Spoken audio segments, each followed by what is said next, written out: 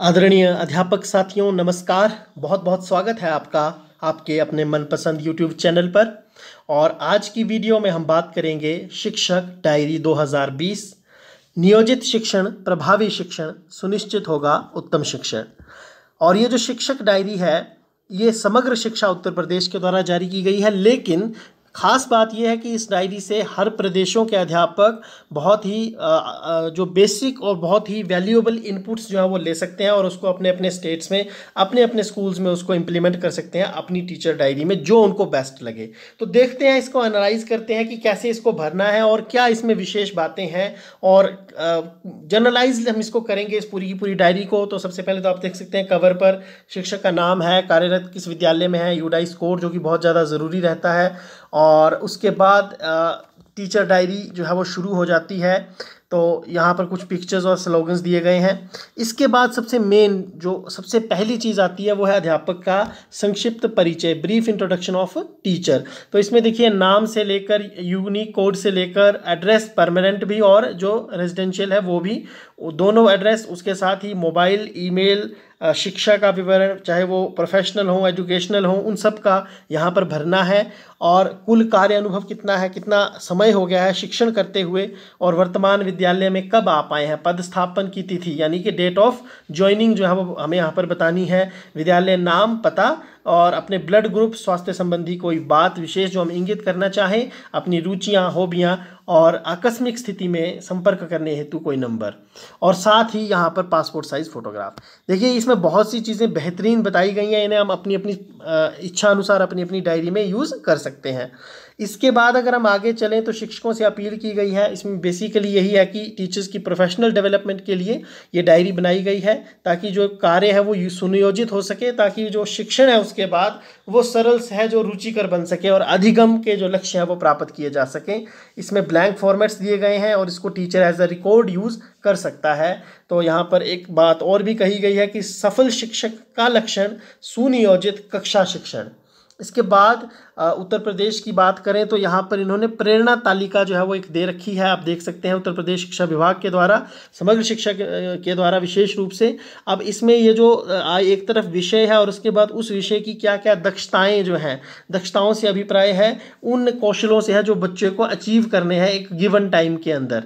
तो देखिए जैसे यहाँ पर बोला गया है कि बच्चा जो है वो 1 से 99 तक की संख्याओं को गिन सकता है। अब अगर गिन सकता है तो स्टूडेंट 1 यानी बच्चा जो भी होगा, नाम राजेश, राजू, है ना, जो भी होगा उसका नाम, विमल, कमल, वो सभी नाम यहाँ हमने यहाँ लिखे होंगे, उसके नीचे हम टिक मार्क कर देंगे जिसने वो अचीव कर लिया होगा। इससे हमें ये पता चलता रहेगा कि हमने कितना अचीव कर लिया और कितना अभी हमें आगे बढ़ना ज़रूरी है। तो ये कक्षावार हम ये सूची तैयार कर सकते हैं। बहुत अच्छा कंसेप्ट है, हर राज्य इसको फॉलो करें तो मुझे लगता है अच्छा रहेगा, हर अध्यापक को इसका लाभ मिलेगा, क्योंकि आंखों के सामने जब लक्ष्य रहता है तो मुझे लगता है उसको हासिल करने में भी आसानी रहती है। इसके बाद देखिए यहाँ पर कुछ लक्ष्य और बताए गए हैं, जैसे प्रेरणा के अनुसार भाषा के क्या लक्ष्य हैं और गणित के क्या लक्ष्य हैं, ये आप देख सकते हैं। इसके बाद आगे अगर हम चलें तो हमें देखने को मिलता है एक बहुत ही बढ़िया, मैं ये कहूँगा कि शिक्षण योजना हमें देखने को मिलती है। और शिक्षण योजना में आप देख सकते हैं सबसे पहले महीना, यानी कौन सा महीना है वो लिखेंगे, वीक लिखेंगे, क्लास, सब्जेक्ट, और यहाँ सबसे बड़ी बात पाठ का नाम क्या होने के साथ साथ कितने पीरियड्स हमें चाहिए मिनिमम उस लेसन को कंप्लीट करने के लिए, वो हम यहाँ पर लिखेंगे। उसके बाद टीचर्स के साइन और जो भी हमारे इन्विजिलेटर होंगे उनके साइन यहाँ पर कर लेंगे। तो ये तो था बेसिक जो हम एक शिक्षण योजना बनाएंगे नंबर 1। इसके कुछ ब्लैंक फॉर्मेट्स दिए गए हैं, तो इन फॉर्मेट्स को हम यूज़ कर सकते हैं। तो इसके साथ ही देखिए आगे थोड़ा सा ये बताया गया है कि क्या इसका फ़ायदा है टीचर डायरी का, कितना अच्छा हो यदि शिक्षण सुनियोजित हो, माहौल जो है वो अनुकूल हो, सभी कार्य करने की संतुष्टि हो। तो इस बातें बताई गई हैं। शिक्षा डायरी का उद्देश्य जैसे योजना बनाने में सहायक है, दस्तावेजीकरण में सहायक है, समीक्षा करने में सहायक है, और सुपरविजन में भी ये एक सपोर्टिव डॉक्यूमेंट का रोल प्ले करता है।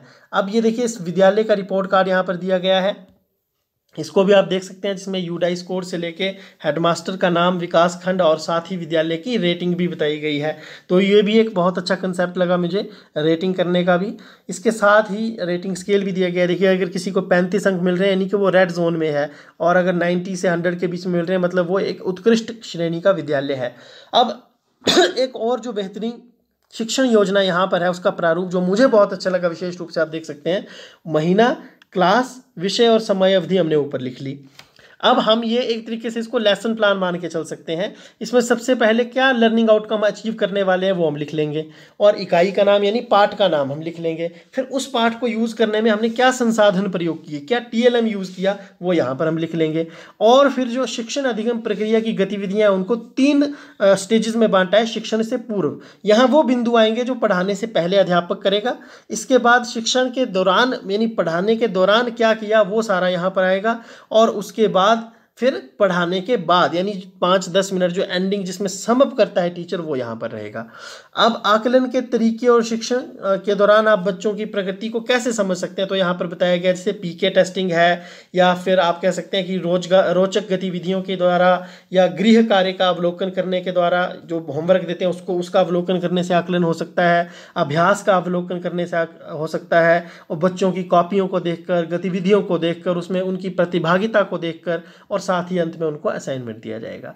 अब ये तो है एक आदर्श रूप दिया गया। अब इसको यहाँ पर आप देख सकते हैं कि प्रैक्टिकली भी बताया गया है, जैसे कि शिक्षण योजना का स्व आकलन और टिप्पणी अध्यापक करेगा। अब इस सब के बाद देखिए यहाँ पर जो सबसे ज़रूरी चीज़ है मैं आपको जो बता रहा हूँ, ये देखिए ये प्रैक्टिकल यहाँ बताया गया। उदाहरण के तौर पर देखिए महीना कौन सा है, हमने यहाँ पर मान लीजिए जनवरी चुन लिया। अब यहाँ चौथी कक्षा के गणित विषय को लिया गया है, और इसमें जो लर्निंग आउटकम है वो ये है कि बच्चा इस 40 मिनट के शिक्षण के बाद त्रिभुज, वर्ग, आयत एवं चतुर्भुज व विभिन्न प्रकार की आकृतियों का परिमाप याद कर लेगा। तो इकाई का नाम परिमाप हुआ। उसके बाद संसाधन क्या क्या चाहिए, 4 की पाठ्य पुस्तक, कार्य पुस्तिका, 10 पटरी छोटी, 4 पटरी बड़ी, पतली सीधी लकड़ी के 1-1 फीट के 5 टुकड़े, और दफ्ती के त्रिभुजाकार 4 टुकड़े। ये हम अपनी परिस्थितियों के अनुसार यहाँ TLM फिट कर सकते हैं। उसके बाद शिक्षण अधिगम प्रक्रिया गतिविधियाँ क्या हुई, शुरू की शिक्षण से पूर्व जो 5 मिनट है, इसमें खुली आकृति व 2 से अधिक भुजाओं वाली बंद आकृति पर बड़े समूह में किताब व त्रिभुजाकार टुकड़ा दिखाकर चर्चा किया गया।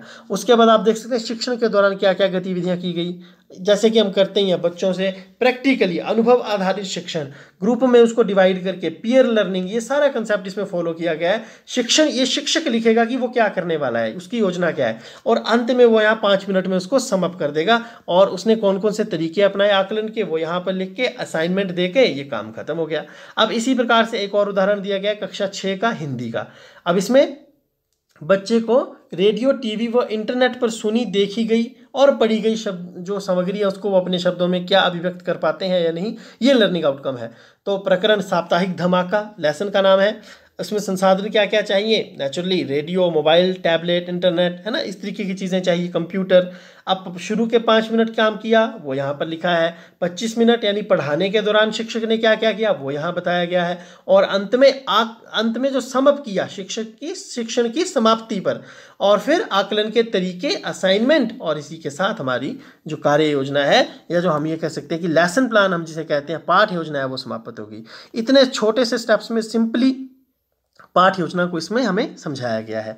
अब देखिए इसमें है शिक्षण योजना, ये भी एक बहुत अच्छी चीज़ है। देखिए महीना ऊपर लिख देंगे, सप्ताह की संख्या, उसके बाद दिनांक कितने से कितने तक की हम ये इस सप्ताह का बना रहे हैं। ये ब्लैंक फॉर्मेट दिए गए हैं डायरी में, इनको हम प्रिंट भी कर सकते हैं और खुद बना भी सकते हैं।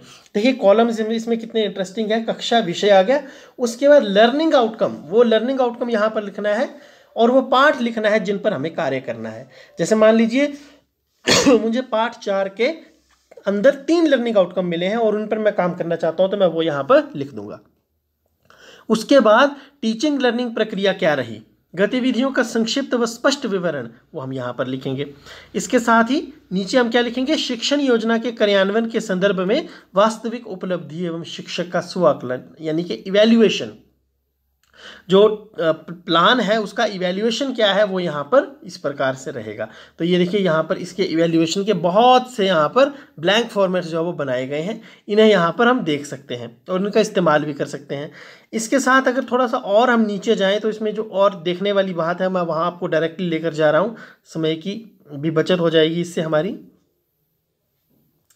तो इसमें इसके बाद इस आकलन ये जो हमने किया है, इसके बाद ये देखिए रिसोर्स ग्रुप के द्वारा, यदि हमारा जो रिसोर्स ग्रुप है यानी कि जो हमारी उसका आकलन करने के लिए आता है, उसको भी एक एक फॉर्मेट बना कर रखा है कि क्या पुस्तक क्रियाशील है या नहीं।